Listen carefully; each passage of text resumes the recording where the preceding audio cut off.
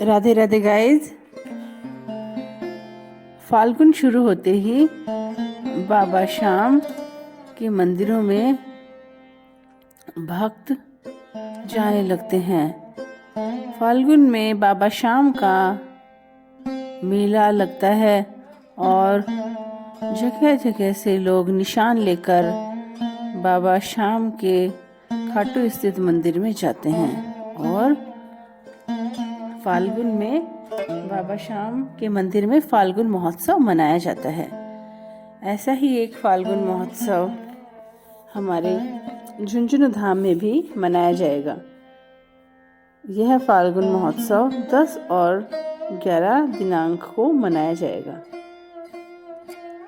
बाबा श्याम सबकी मनोकामनाएं पूर्ण करते हैं। कहते हैं बाबा श्याम हारे का सहारा है।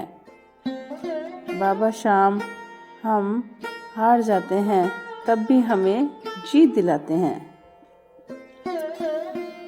फाल्गुन महोत्सव में बाबा श्याम की खूब पूजा पाठ की जाती है, भजन कीर्तन किए जाते हैं और फाल्गुन महोत्सव में फूलों की होली खेली जाती है और बाबा श्याम का फाल्गुन महोत्सव हमारे झुंझुनू धाम में बहुत ही उत्साह से मनाया जाता है। बाबा श्याम सब भक्तों पर अपनी कृपा बनाए रखते हैं, परंतु जब हमारे साथ कोई अनहोनी हो जाती है, हमारे जीवन में कोई दुख कष्ट आता है, तब हम भगवान को दोष देने लगते हैं कि भगवान आपने हमारे साथ ऐसा क्यों किया। मैं तो आपकी इतनी पूजा पाठ करता हूँ, फिर भी आपने मुझे दुख दिया। हम दुख पाना ही नहीं चाहते, हम सुख ही सुख पाना चाहते हैं। परंतु अगर हमारे तन पर कपड़ा नहीं होगा तब हमें कपड़ा मिलेगा, तब हमें उसकी वैल्यू का पता चलेगा। अगर हमारे पास घर नहीं होगा और हमें घर मिलेगा तब हमें उसकी कीमत का पता चलेगा। इसी प्रकार अगर हमारे जीवन में दुख होंगे तभी हमें सुख की, खुशी की अनुभूति होगी। सुख दुख तो जीवन के दोनों पहलू होते हैं, कभी सुख कभी दुख, और सुख दुख हमारे कर्म फल के आधार पर ही हमें मिलते हैं। हम जैसे कर्म करते हैं वैसा ही हमें फल मिलता है। जो भी हमारे इष्ट देव होते हैं, जिनको हम मानते हैं, वो हमारी दिक्कतों को दूर नहीं करते परंतु उनको कम ज़रूर कर देते हैं। इस बात को हम इस एग्जाम्पल से समझ सकते हैं। मान लीजिए हमारे ऊपर कोई भारी पत्थर गिरने वाला है और वो उस पत्थर को तो हम गिरने से नहीं रोक सकते, परंतु भगवान हमें सद्बुद्धि देगा और हमारे अंदर इतनी ताकत पैदा कर देगा कि हम वहाँ से दूर भाग जाएंगे।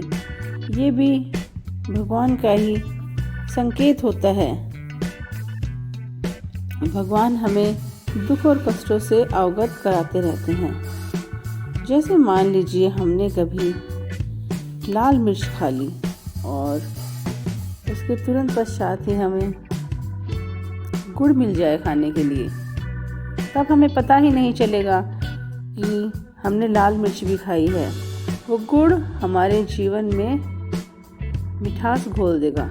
इसी प्रकार भगवान की असीम कृपा हमारे ऊपर होती है।